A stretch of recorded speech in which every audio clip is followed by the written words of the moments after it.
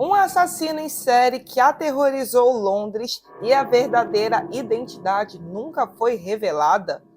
Um homem que sequestrou um avião, exigiu resgate, saltou de paraquedas e nunca mais foi visto.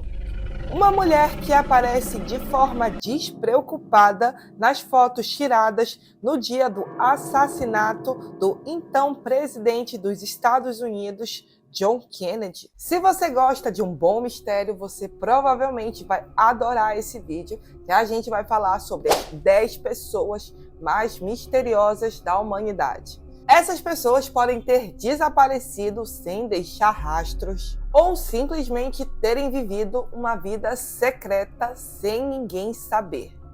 Então prepare-se, porque esse vídeo pode acabar bugando a sua cabeça. Mas antes disso, se você gostar do vídeo, não esquece de se inscrever nesse canal. Jack, o Estripador. Bom, a verdade é que a identidade de Jack, o Estripador, nunca foi revelada. E ele atuava na periferia de Londres, na Inglaterra, no finalzinho do século XIX. E assim, todo assassino tem um padrão. Por exemplo, o Ted Bundy, ele escolhia mulheres de cabelos longos. E aconteceu que teve um dia que ele já estava pesquisando a vítima dele. E essa vítima, ela cortou o cabelo, mas ele não sabia. E ela estava de chapéu e ele colocou ela dentro do carro. E quando ele viu que ela tinha cortado o cabelo dela, ele mandou ela sair do carro imediatamente. Então isso é muito louco, quer dizer, a mente de um psicopata, como eles pensam.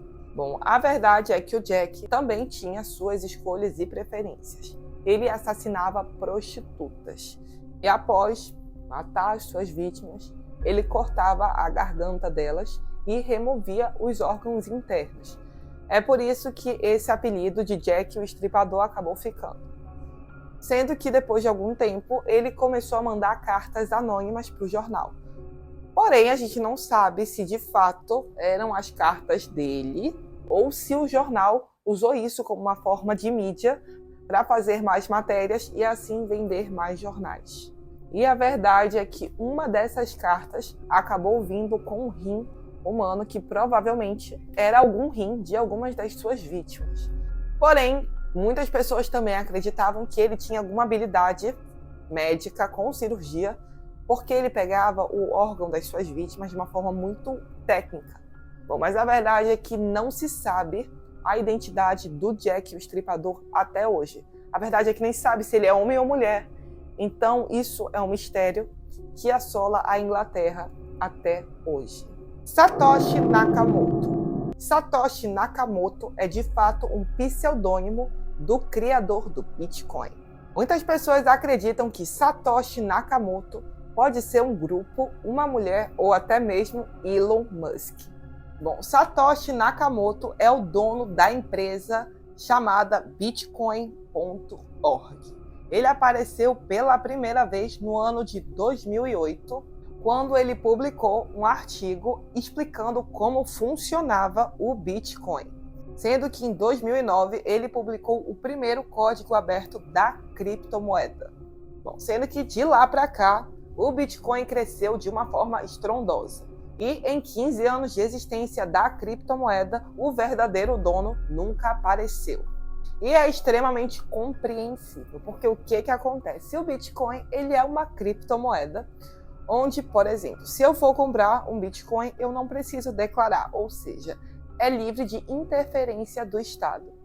Imagina agora se a identidade do Satoshi Nakamoto viesse a público. Quantos líderes políticos não iriam querer a sua cabeça numa bandeja? Bom, e a verdade é que tem algumas teorias sobre quem é Satoshi Nakamoto. Entre uma delas, o Ralph Fiennes está nessa lista, sendo que ele faleceu em 2014.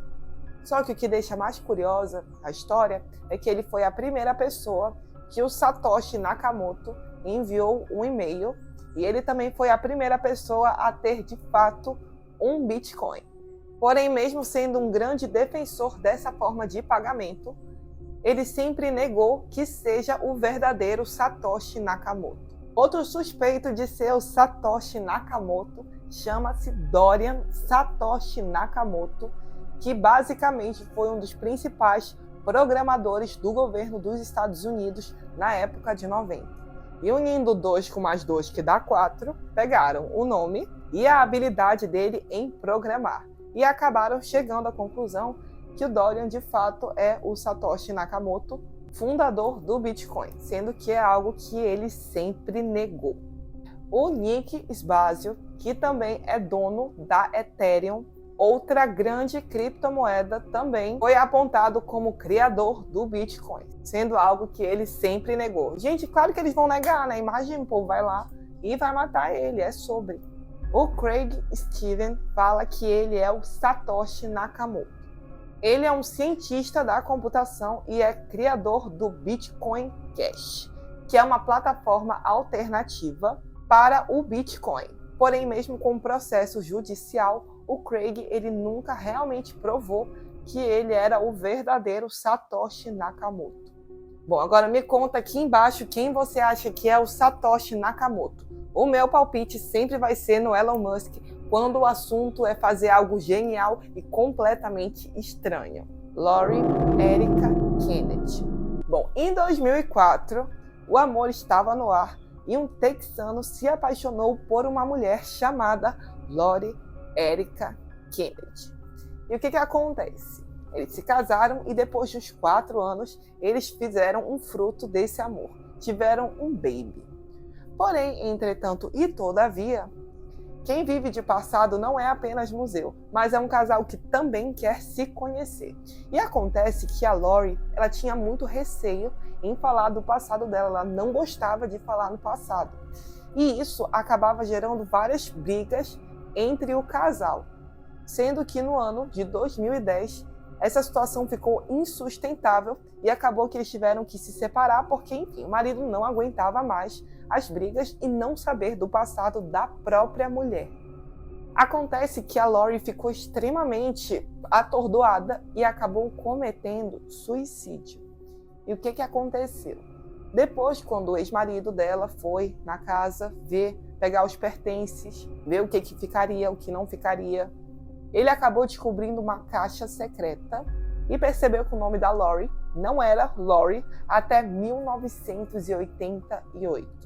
Sendo que, assim, ela mudou o nome dela com base em outros documentos de uma pessoa chamada Beck Sue Turner.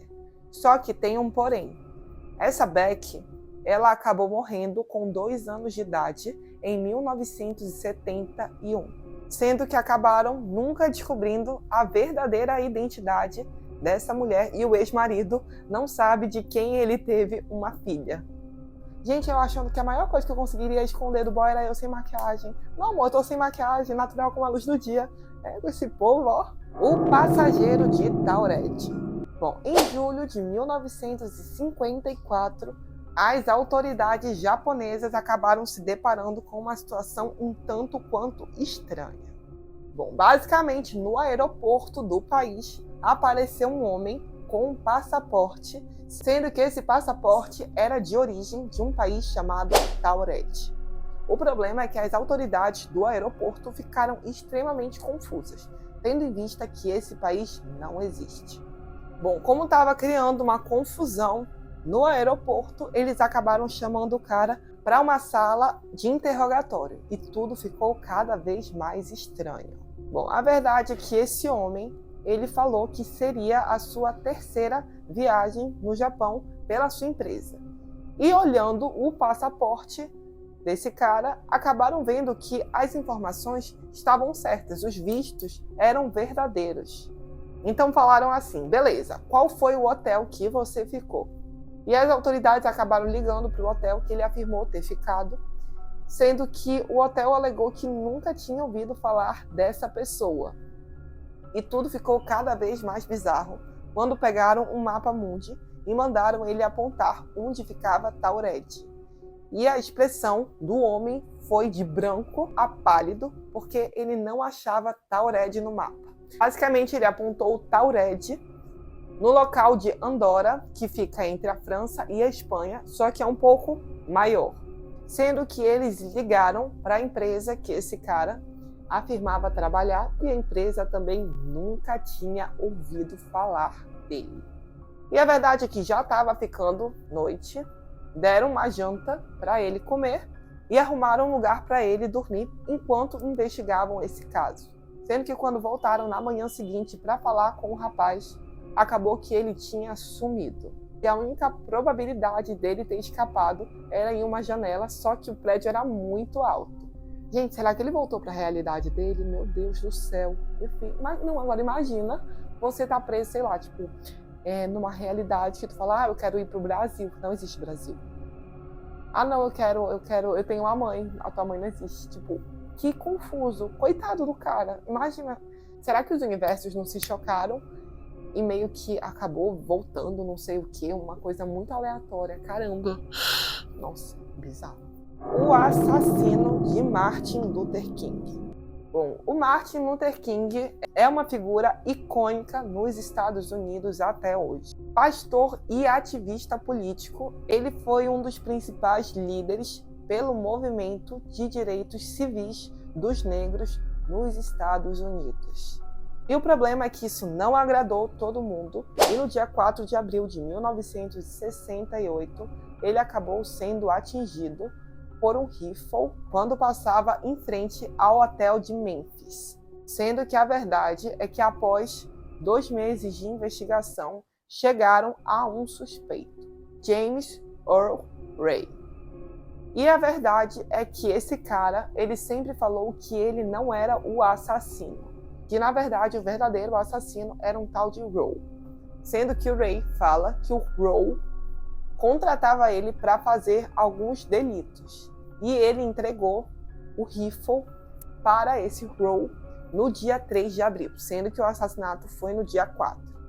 E ele fez com que a culpa desse assassinato recaísse sobre o Ray.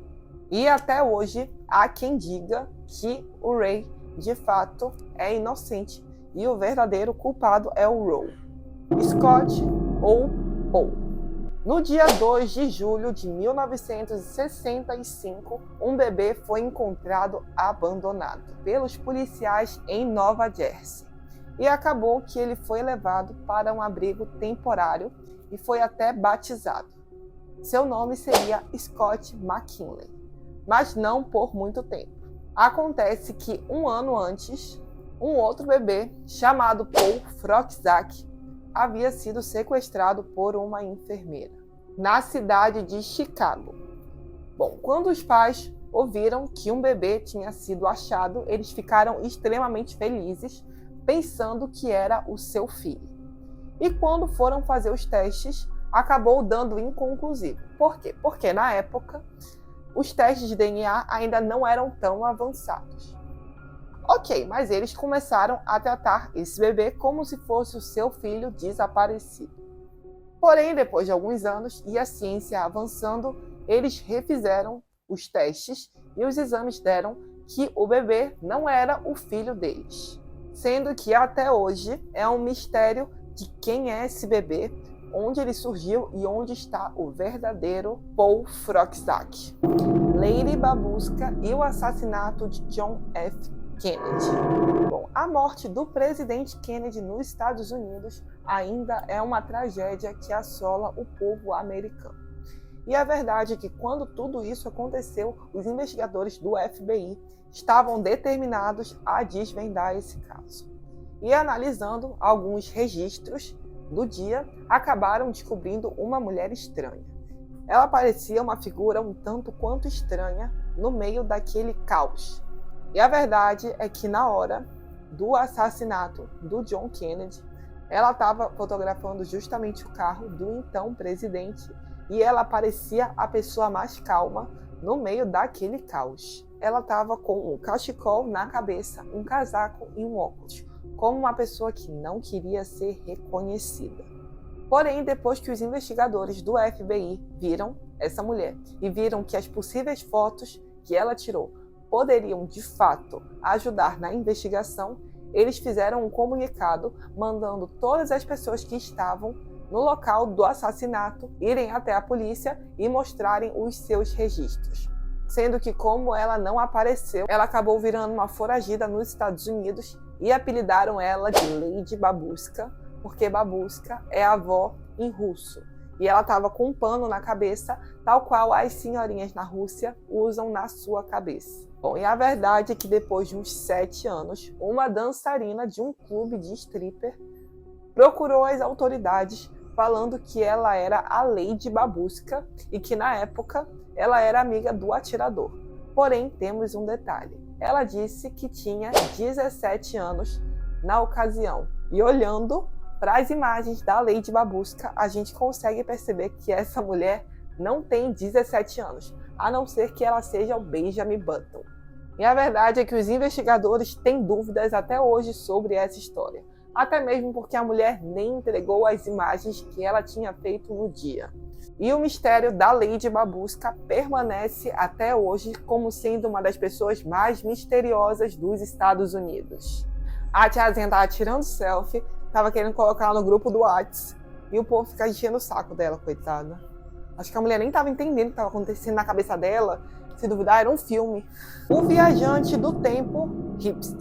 Bom, essa foto foi tirada em 1941, na abertura de uma ponte na Colômbia Britânica.